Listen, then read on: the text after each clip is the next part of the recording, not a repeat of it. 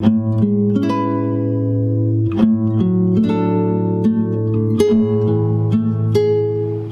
now, it's time for DJ Rocky's Secret Files.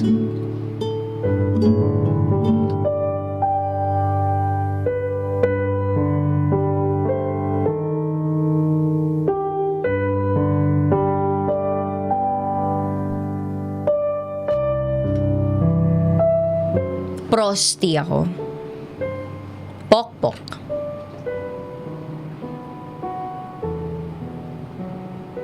At natanggap yun ng boyfriend ko. Tawagin niyo na lang ako sa pangalang Ligaya. 31 years old, taga Batangas. Lumaki kaming tatlong magkakapatid na walang kinagis ng tatay. Si mama lang yung nagtaguyod sa amin. Pangalawa ako sa tatlong magkakapatid, yung panganay babae at yung bunso lalaki. Yung panganay, 19 years old pa lang, nag-asawa na. First year college siya noon, nabuntis siya kaya maagang nagpakasal. Buti nga, pinakasalan siya eh. In fairness, matalino si ate, tsaka si bunso. Ewan ko lang kung anong nangyari sa akin. Honor student sila nung elementary at high school. Samantalang ako, laging nasa guidance nung high school. Siguro once a week, bring mother ako. Wala mabarkada ako. Tsaka tanggap ko na rin sa sarili ko na hindi ako matalino. Hindi ako magaling. Maganda lang ako. Hindi naman sa pagmamayabang pero, mure-morena ako. Pero paminsan naisip ko parang ang pangit ko din. Pero alam ko maganda ako at malakas ang appeal ko. Kaya nung high school ako, medyo napalapit ako sa mga boys. Yun yung naging barkada ko. Meron din naman akong friends na girls pero bilang lang. Lagi akong nasasangkot sa gulo at away. Nakatikim din ako ng weeds o marijuana. Minsan nga pumapasok ako sa school lang nakasmoke eh. Yung para bang gumagana yung utak ko kapag gumagamit ako nun. At active ako, hindi naman sa pagmamayabang. Hanggang sa first year hanggang third year high school, sila yung kasama ko, yung barkada ko. At na-in love ako sa isa sa kanila. Tago natin siya sa pangalang Ken. Lagi kami magkasama nun. Siya pa nga yung nagpapasmoke sa akin eh. Tapos one time nagiinom kami. Nag-cutting class kami. Nagiinom kasi syempre ngenge na ako eh. Naisip kong kausapin si Ken. Sabi niya bakit? Sabi ko wala na akong smoke eh. Tapos sabi ko sa kanya parang nagugustuhan ko na siya. Bigla siyang natawa.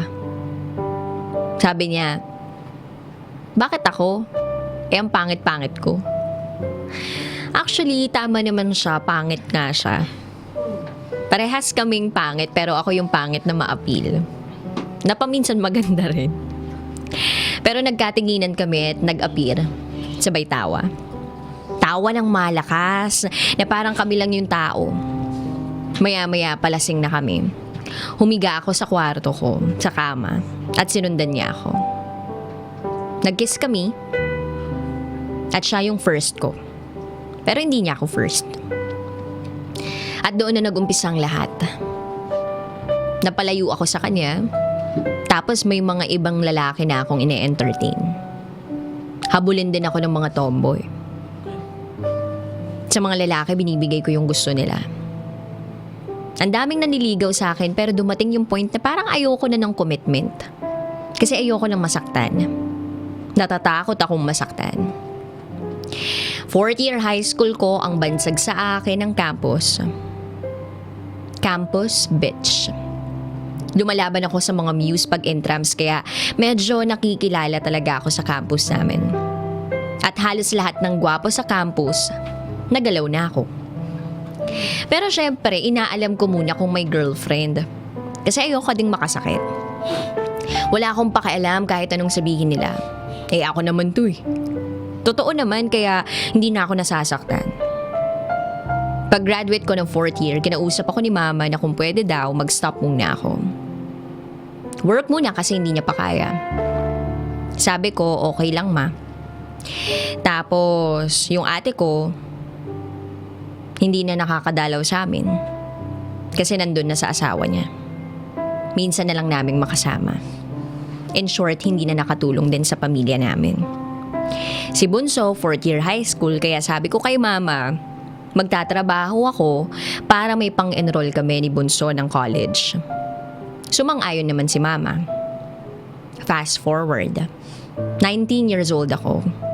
Nagtrabaho ako sa isang fast food chain. May nakilala akong AFAM na tuwing umaga, nandoon. Oo, foreigner siya. Gusto niya ako yung laging nagsiserve sa kanya. One time, hinintay niya akong mag-out. Niyaya niya akong mag-dinner. Feeling ko naman mabait. Sumama ako. Matanda na siya, siguro nasa 40s na. Sabi niya sa akin, habang kumakain kami, I want you. Sabi ko, how much? Kasi alam ko na yun eh. Yun lang naman yung gusto niya sa akin eh. And then sabi niya sa akin, name your price. Aba, bigla akong ginanahan. Ayun na nga, hanggang sa tuwing off ko, magkasama kami. Tapos pinaalis niya ako dun sa work ko. Wag na daw ako magtrabaho doon. Kaya tumigil ako. Graduate si Bunso ng 4th year. Pinag-enroll ko muna siya kasi ako, nagkakapera na ako. Kahit hindi na ako mag-work. At ayun, lagi kaming magkasama ni Afam. Medyo umaahon na kami. Hanggang sa babalik na si Afam sa lugar niya. Siyempre, alam ko may asawa na siya kaya nung nakabalik na siya ng Canada, hindi na ako nakipag-usap sa kanya. Nagpahinga muna ako magtrabaho. May ipon naman ako para sa tuition ni Bunso. And then 21 years old ako, nag-start uli ako mag-work. Call center agent. Sarap pakinggan, no? 6 months lang ako, hindi nagtagal kasi yung boss ko, lagi akong ginagalaw sa office niya. Tapos yung mga ibang kaopisina ko, inggitera. Daming issue. Kaya nag-resign ako. Pero syempre may bayad tuwing gagalawin ako. Hindi naman ako tumigil sa paghahanap ng trabaho. Hanggang sa nakahanap ako ng maganda-gandang trabaho. Secretary. Sabi ko sa sarili ko, magbe-behave muna ako. Tinigil ko yung pagiging pokpok ko. Pero kulang na yung pangkain namin eh. Si mama pinatigil ko ng magtinda-tinda kasi tumatanda na, tapos ang dami naman namin bayarin. Para bang gusto ko nang bumalik sa pagkapokpok. Pero pinigilan ko yung sarili ko. Kaya lang, etong boss ko isang araw niyaya kaming kumain mag-lunch sa labas. Siyempre sama kaming lahat. Katabi niya ako kasi ako nga yung sekretary niya, 'di ba? After that inuman sa beer house, doon kami dumiretso. Daming babae. Magkatabi kami. Biglang hinawakan ni sir yung legs ko. Na hindi naman nabago sa akin. Siyempre busy na yung mga ka-work ko kaya bumulong ako kay sir. Tara, sir. At sumagot si sir ng, yan ang gusto ko sa'yo eh. Hindi na kailangang utusan. Siya yung unang lumabas at sumunod na ako para hindi halata. Nag-check-in kami at ayun na nga. Sa kasamaang palad, naging magjowa kami. 3 years. Pinatigil niya ako sa trabaho at pinag-aral niya ako, pati yung kapatid ko. Naunang makagraduate si Bunso sa akin. Ako kasi, 2 years course lang yung kinuha ko. Actually, priority ko talaga si Bunso.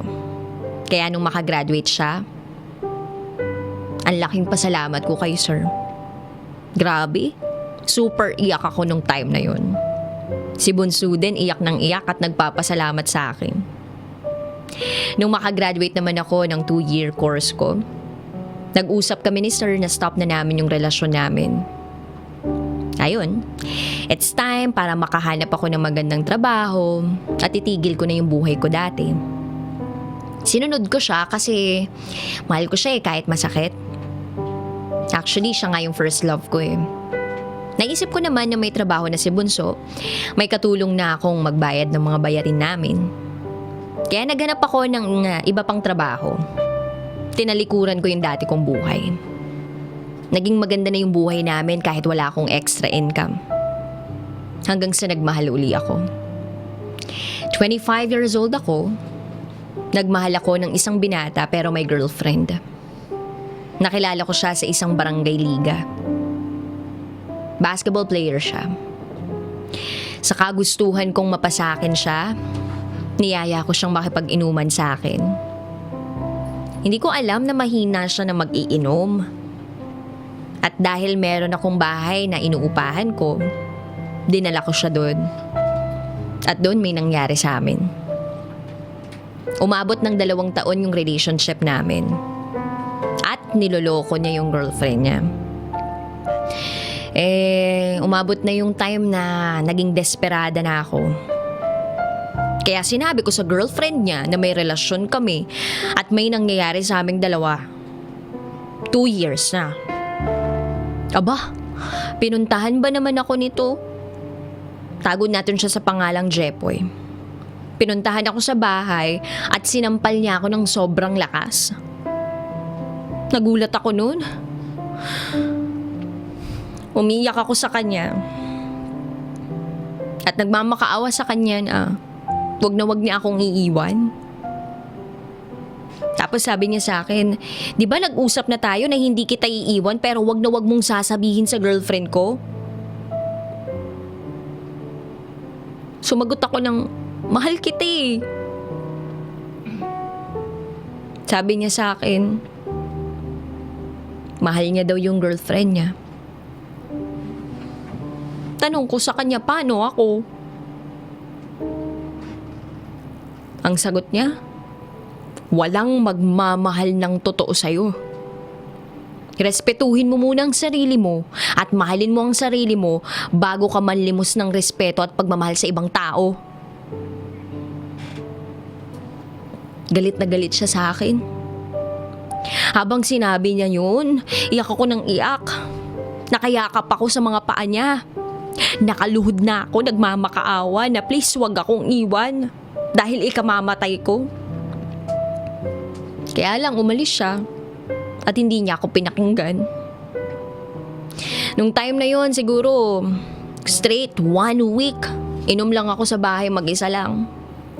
Balik bisyo, weeds, yosi, alak, nagtry ako magshabu. Sigaw ako lang sigaw sa bintana na ano pa bang kulang sa akin, maganda naman ako. Marami naman akong pera pero bakit walang nagmamahal sa akin? Karma ko na siguro to. Hindi ko deserve yung mahalin. Ang sakit pala. Isang araw nakita ko sila sa plaza. Nilapitan ko at umiyak ako. Talagang tapatan. Sabi ko kay Jepoy, ano pa bang kulang? Pinag-aral kita. Tapos ganyan yung igaganti mo. Papatapusin kita, balikan mo lang ako. Kahit pangalawa lang ako, okay lang ako. Balikan mo lang ako. Lahat naman ng gusto mo ibinigay ko. Gusto mo cellphone, laptop, sapatos, pera, damit, lahat binigay ko. Jepoy, mahal na mahal kita. Ano pa bang kulang?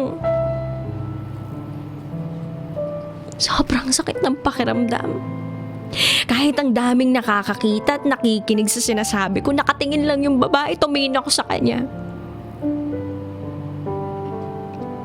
And then I realized na kaya niya siguro mahal yung babaeng yun kasi hindi malandi. Hindi iskandalosa. Isa siyang edukadang babae. Bigla akong tumalikod at paalis na ako habang umiiyak.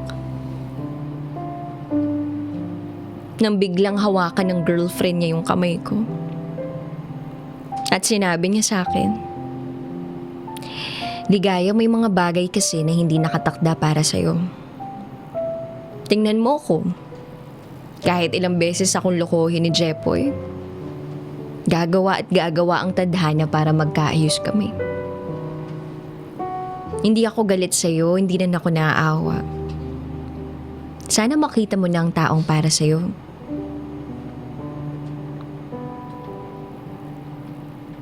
At nagulat ako sa ginawa niya. Niyakap niya ako. Nakakahiyaman pero humagulgol ako sa balikat niya. Kinabukasan, umuwi muna ako sa amin. Magang-maga ang mga mata ko. Nag-worry si mama, tanong niya sa akin bakit. Sabi ko, wala po ito. Hindi niya ako mahal. Umiyak si mama at niyakap lang niya ako. Si Bunso naman niyakap din ako. At sinabi niya na, "Ate, makakahanap ka din ng makakatanggap sa'yo. Kung ano at sino ka. Balang araw." Lumipas ang buwan at taon. 27 na ako.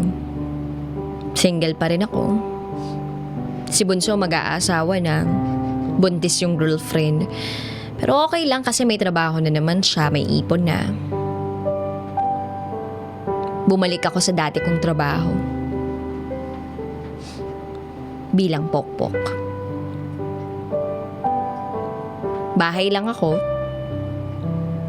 Text or call lang galing sa mga sugi ko. Di naman ako napapansin ni mama na wala na akong trabaho kasi meron akong sariling inuupahang bahay. Di nila ako nakikita masyado. Minsan na lang ako umuwi sa bahay namin. And then one time kumakain ako mag-isa sa isang mall sa Manila. Namasyal ako, nagpahangin ganun. May nakilala ako, tomboy. Naging kaibigan ko siya. Tago natin siya sa pangalang Ana. Minsan ako yung nagpupunta sa kanila. Minsan siya naman yung nagpupunta sa akin. At merong nangyayari sa amin. Naka 6 months kami. Ang hirap lang nung time na yun. Kasi hindi alam sa kanila na lesbian siya. Kaya medyo naiilang ako. Tapos alam ko rin sa sarili ko na babae ako. Kaya mas pinili na lang naming maghiwalay. Fast forward, 28, birthday ko. Pinapauwi ako ni mama sa bahay. Syempre may racket ako. Gabi na ako nakarating ng bahay. Pagdating ko, may pa-surprise effect pa. Natuwa naman ako kasi lahat nandoon. Ate ko, bunso, mga anak nila. Ang saya. Naiyak ako kasi nakikita ko sila may mga masasayang pamilya na. Ako kaya kailan? Bigla ako niyakap ni ate at ni bunso, sabi nila sa akin darating din yan. Sabi ni mama sa akin, wag muna daw ako mangupahan. Magpahinga na lang muna daw ako. Wala naman na daw akong pinag-aaral eh. Tama naman siya eh. May ipon na ako. Kaya kaya ko na. Naisip ko tumigil muna. Sa bahay na lang kami ni mama. Minsan gumagala kaming dalawa. Hanggang sa isang araw, sa sobrang bored na bored ako, nag-social media ako. Nag-update ako sa Facebook. Hanggang sa nakilala ko si JC. Inad niya ako. Dami naming common friends. Chinachat niya ako. Nare-replyan ko siya. In fairness sa kanya, mabait siya. Binigyan ko ng chance. Nasa Burgos siya nung time na yon. December 2016 niya ako nilagawan. Feb 2017 ko siya sinagot. Kahit nasa barko pa siya. Parehas kaming taga Batangas, malapit lang. Tapos uuwi siya ng March. Excited na ako umuwi siya. Pero syempre kinakabahan ako kasi baka hindi niya ako magustuhan. Ang dami ko na kasing tattoo simula nung iniwan ako ni Jepoy. Tapos nagdadalawang isip pa ako kung sasabihin ko bang pokpok ako. Bahala na, uuwi na siya. Hindi ko siya sinundo kasi natatakot ako. Ngayon lang ako natakot sa lalaki. Nakakapanibago nga yung nararamdaman ko eh. Tapos kinabukasan may tumatawag sa aking number. Hello, Ligaya. JC to. Nasa labas ako ng bahay nyo. Ha? Sabi ko. Lumabas ako, natataranta ako kasi ang laki ng t-shirt ko tapos wala pa akong bra. Eh wala, nakita na niya ako. Binatukan ko agad, imbis na iniyakap ko. Tapos sabi niya sa akin, alam mo naman na pupunta ako, di ba? Ba't ka nakaganyan? Sabi ko, hindi ko alam eh. Hindi ko nga alam na alam mo to eh. Tapos sabi niya, ang dami nating mutual friend eh. Sabi ko, oo nga. O siya, diyan ka muna, maliligo lang ako. Okay naman siya. Tapos, pinakilala ko muna siya kay mama bago ako maligo. Sabi ko, ma, si JC, boyfriend ko. Sabi ni JC, maligo ka na. Umaharap ka sa akin na nakaganyan ka? Biglang natawa si mama. Ako naman tumakbo sa CR. Habang naliligo ako, iniisip ko kung sasabihin ko ba. Parang napaka-stricto no to. First meet up namin, 'di ba? Ganun yung nakita sa akin. So after ko maligo, lumabas kami, kumain kami sa labas. Nakapantalon at t-shirt ako. Sabi nga ng mga nakakakita sa akin, ikaw ba yan? Nakapantalon ka yata. Pero hindi ko naman napapansin. Tapos sabi ni JC, hindi sila sanay? Sabi ko, oo. Shorts kasi talaga ako eh. Tapos sabi niya, from now on, hindi ka na pwede mag-short. Nanlaki yung mata ko noon. Hanggang sa 8 months na kami, araw-araw kaming magkasama, hindi muna siya sumakay uli kasi pinigilan ko pa siya. Mas patanda siya sa akin ng 3 years. So 34 na siya ngayon. Matangkad, maputi, at brown yung mga mata. Ang pogi sa madaling salita pero medyo chubby.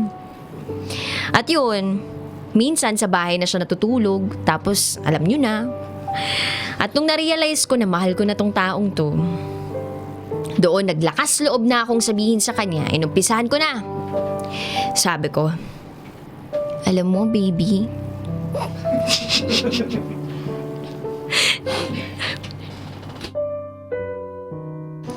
ang laki na ng pinagbago ko.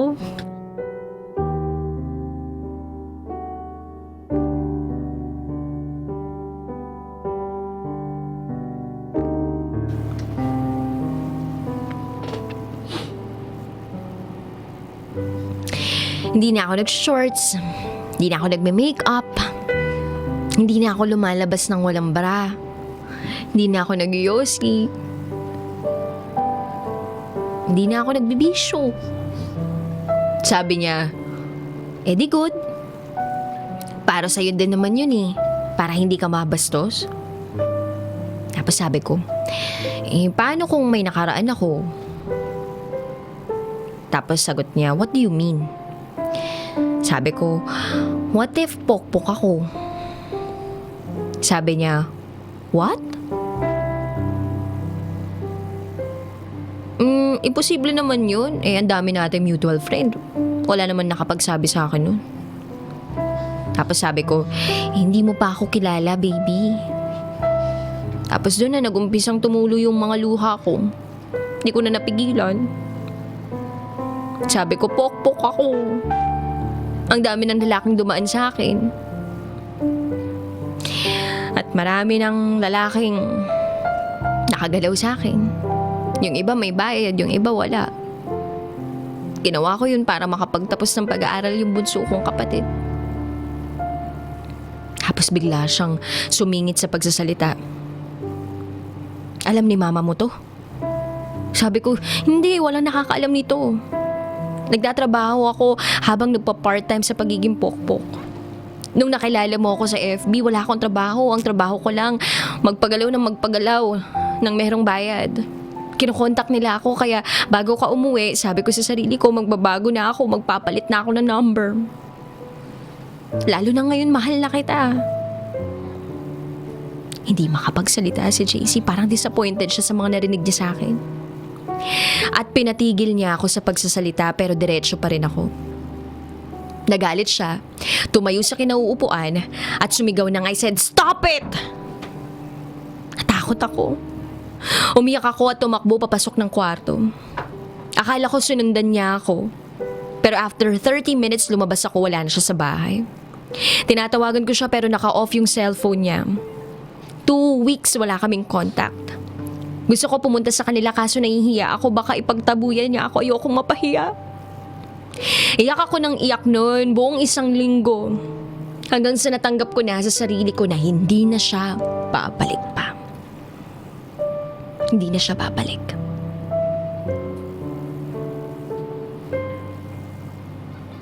Nagayos uli ko. At sabi ko kay mama, tuloy ang buhay. Hindi ko sinasabi kay mama kung bakit bigla na lang naging ganun. Basta sinabi ko na lang sa kanya na hindi kami para sa isa't isa. Kahit nangingilid na yung luha ko. Minsan, ayoko na lang magsalita kasi bigla-biglang natulo yung luha ko. Sabi ko kay mama, baka may nakatadhana talaga para sa akin o baka naman matandang dalaga ako. Doon na ako nakatadhana. Kinabukasan naligo ako, sabi ko kay mama mag-work uli ako, mag-a-apply ako abroad. Gusto ko nang ayusin yung buhay ko. Sabi niya, iiwan mo pa ako, 2 na lang tayo dito. Naiyak ako. Sabi ko sa sarili ko, tama naman si mama. Ayun, mixed emotions na. Basta, sabi ko, ipapangako ko sa sarili ko na hindi na ako magbo-boyfriend. Hanggang sa lumipas ang panahon, nagtrabaho ako sa isang kumpanya, maganda yung sahod. Hindi ko na kailangan ng sobra-sobra pa sa sahod ko, kaya hindi ko na yung ginawa. Yung mga ginawa ko dati. Mas minahal ko yung sarili ko at mas nirespeto ko yung sarili ko. Nabalitaan ko nakaalis na si JC, nakasakay na uli. Tinitingnan ko yung mga pictures namin sa CP ko.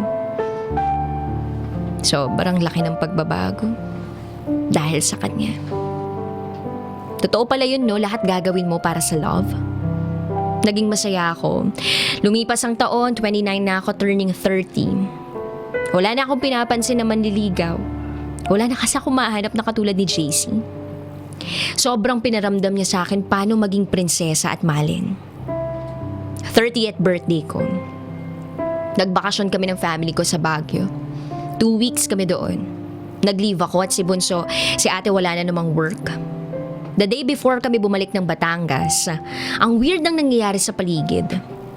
Nagyayaya silang magpalawan kahit 2 days lang daw. Nagpalawan kami. And then, naka-2-piece ako, pero may scarf naman ako. Di masyadong daring. And then, pumunta na ako sa room ko, kasama si mama sa room. Biglang kumatok si ate at si Bunso may dalang blindfold. May maliit na surprise lang daw para sa akin. Thank you sa lahat ng ginawa ko para sa kanila. Sabi ko, arte nyo. Iniwan nila ako. Doon sa gitna, wala nang nakahawak sa akin. Ginaguide lang nila ako. And then dahan-dahan, left or right, then stop. Tinanggal ko na yung blindfold ko. Nakita ko sa harap ko, andun yung taong mahal ko na may dalang bulaklak. At may tarpaulin na "Marry me please." At napaupo ako sa sobrang saya pero umiiyak ako. Pinuntahan niya ako at lumuhod sa harap ko at may hawak na singsing. Napamura ako. Sabi ko, shit! Ang daya mo, bakit mo ko iniwan? Sinapak ko siya ng mahina. At syempre nag-ipon daw siya para sa kasal namin. At ayun na. 4 months na lang siyang bakasyon. Ikakasal na kami. And then, soon, magkakaanak na kami. Ang pag-ibig hindi yan pinipilit. Kusang darating yan.